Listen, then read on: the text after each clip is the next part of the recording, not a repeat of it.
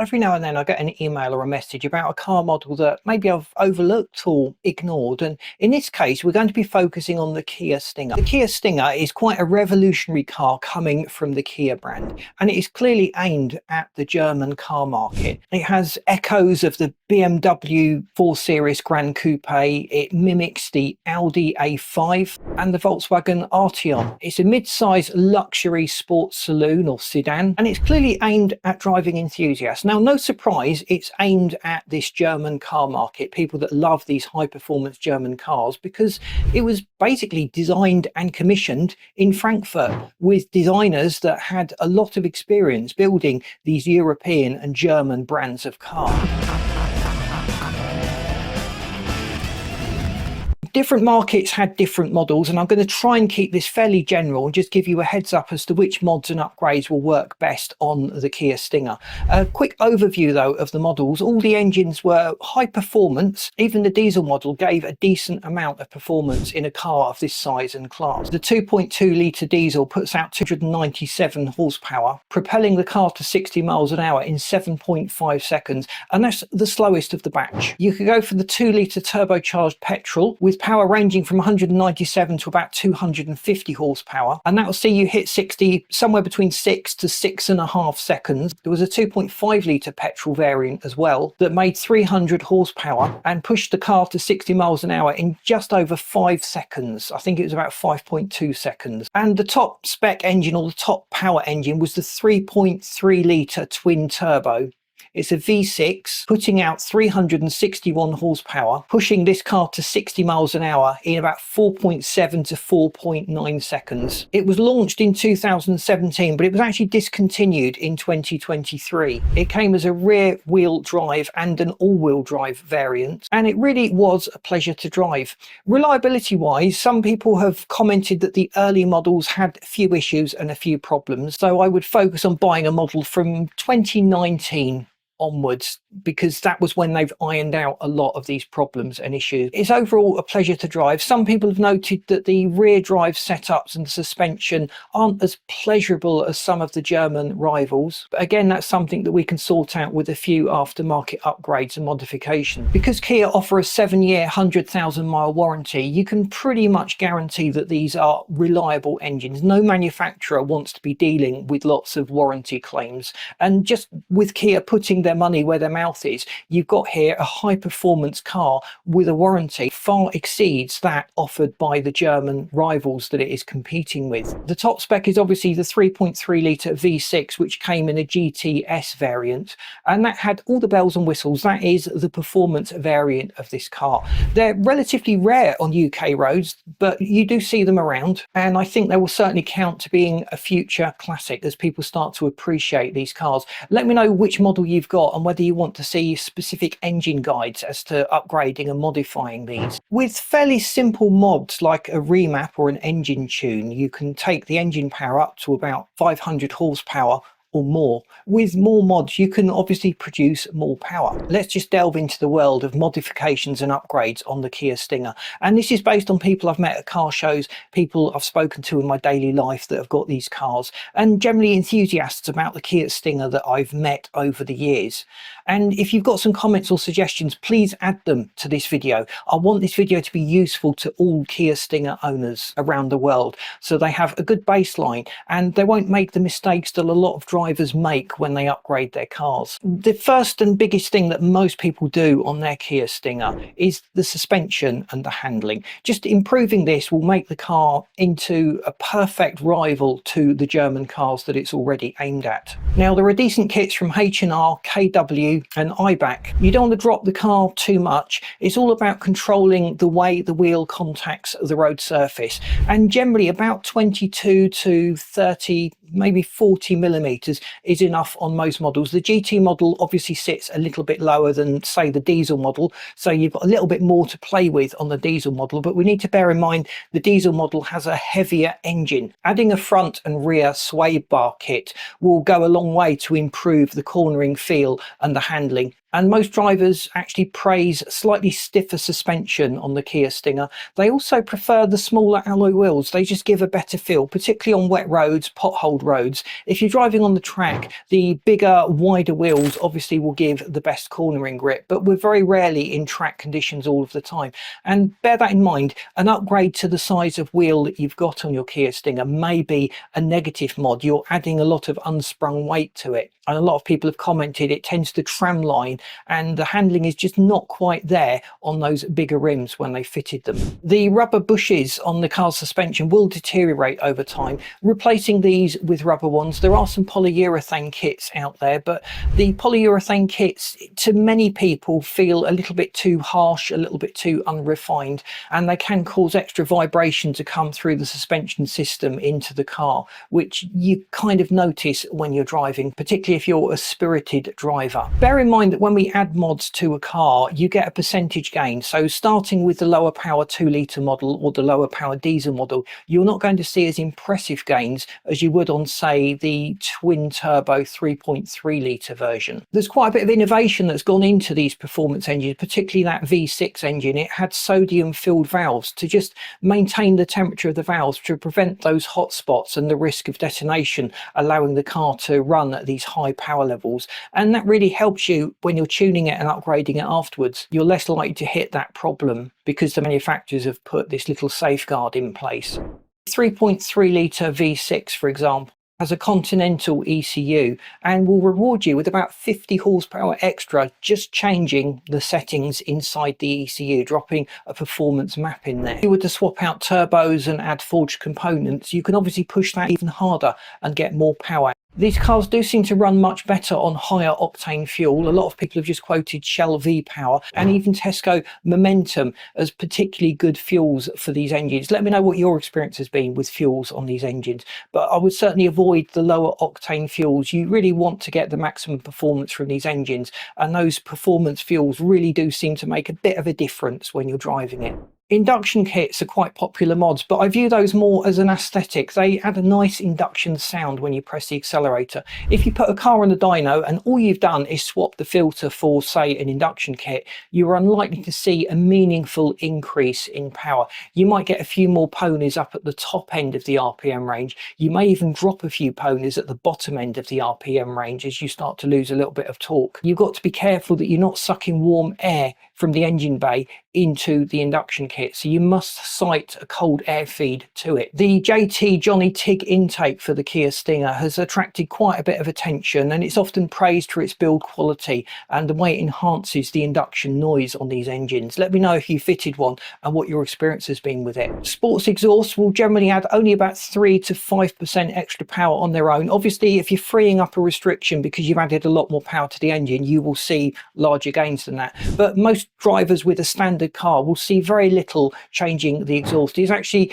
the headers on the exhaust, particularly where the catalyst particulate filters and all the pollution controls are. If you can improve the flow through those, you generally get a better spool up on the turbo, and the car will make more power, will rev more freely and be that little bit more responsive. But some mods relating to those areas are not legal in many countries and regions, so we need to be careful as to what we do. We wouldn't want to fall foul of our emissions regulations locally. Intercooler upgrades are useful if you start to experience heat soak. That is, the intercooler starts to warm up and doesn't do its job as effectively at cooling the intake charge down. And in the Kia Stinger, the basic intercooler is fine for everyday driving. If we were doing track days, the turbo was running hot, the intake charge was always hot, you will start to experience heat soak, and at that point I would consider an upgrade to the intercooler on the Stinger. There's a few models out there. Let me know what your experience has been with replacing these. A lot of people have actually criticised the design on the factory intercooler and said that this adds a little bit of a restriction to the intake,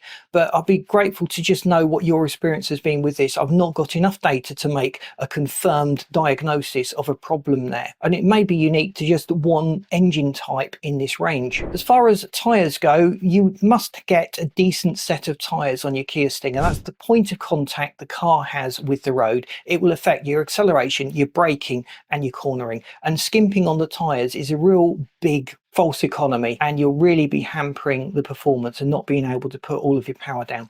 So the Uniroyal Rain Sport 5s are praised, particularly in the UK where we get an awful lot of rain. The Continental Extreme Contact, the Michelin Primacy Sport, or I should say the Michelin Primacy Super Sport, the Firestone Firehawk Indy 500, and the Toyo Celsius are all tyres that have been recommended by other Kia Stinger owners. And if you've got a performance model, you really do need to think carefully about the rubber that you put on your Stinger.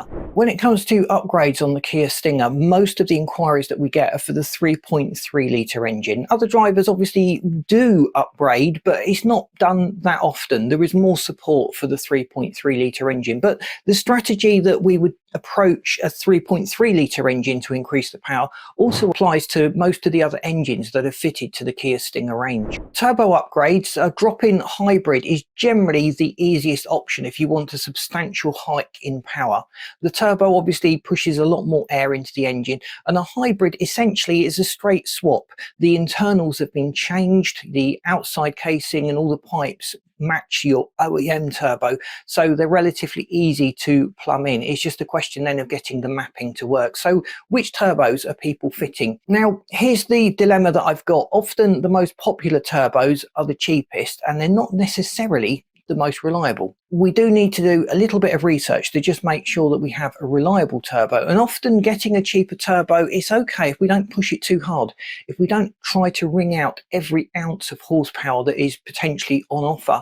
We can ensure reliability of this turbocharger. But I see lots of projects with people just buying a budget turbo, pushing it to the max, and then 3 months later it's blown. They may even have other engine damage that has occurred as well and have to repair that, fix it and replace the turbo. The Turbo Kit's TK700 is quite a popular drop-in turbo. Much Boost have a range of hybrid turbo kits, not just for the 3.3. There's also some 2 litre engine options in the Much Boost range. We also see IMR and other hybrid specialist turbo producers, and if we've got very specific power needs, it might be worth just going to one of these specialists that can create a turbo to match the power profile that we need. On the 2 litre turbo engine, you generally see about 80 to 110 horsepower more with a turbo swap, obviously with other supporting mods to take that into account and make it work effectively. On the 3.3 turbo V6 engines, obviously the power gains are much higher. We've got a higher base to work from, and we see claims of 200 to 250 horsepower extra fitting some of these aftermarket turbos. Let me know what your experience has been upgrading and what power you got, which turbo you used, and whether you're happy with it or you want to go for more power. Brakes are often overlooked on the Kia Stinger, but the 3.3 litre GT actually has a pretty good brake setup, and that might make a suitable donor for the other, say the 2 litre turbo engine range. The Hawk Performance range of brake upgrades is often fitted to the Kia Stinger and works quite effectively. You've got the HPS 5. You've also got EBC Red Stuff. They use ceramic technology in their brakes, and I think they're sold as a direct replacement for the Brembo equipped Kia Stinger, so I think that's the 3.3 litre GT. But in terms of pad swaps, the EBC Red Stuff are often swapped in on the Kia Stinger, and owners report less brake dust and effective hot stopping. We could also go for a big brake upgrade kit, so we're not just swapping components within the brake system, we're actually replacing the entire brake system with larger discs or rotors and bigger pads and more calipers. More pots mean more stopping power, generally speaking. Stolz have a bolt-on kit suitable for the Kia Stinger. It's got 6 piston monoblock calipers and 2-piece floating rotors. The Ceika, C-E-I-K-A, I'm not sure how that's pronounced, and regionally there's often different pronunciations, so let me know what you say in your area. They have a set of forged radial mount calipers, 2-piece floating rotors, stainless lines and all the other supporting hardware, so that's quite a complete kit to just bolt onto your Stinger. And people even rebuild the factory Brembo setups and improve the stopping power just by selecting better quality components within that, and it's already a very, very good setup. So if we were looking to do some track days, that might be the occasion we want to upgrade, but those Brembos that are fitted are very good. The stock tech brake kits are quite expensive. They're generally about 2,000 to 3,000 depending on your local currency and local suppliers. That obviously doesn't include fitting. Another area we need to look at upgrading the Kia Stinger, we're pushing more air in with the bigger turbo. We need to think about fuel and fuel upgrades. There's a few different routes that we can do.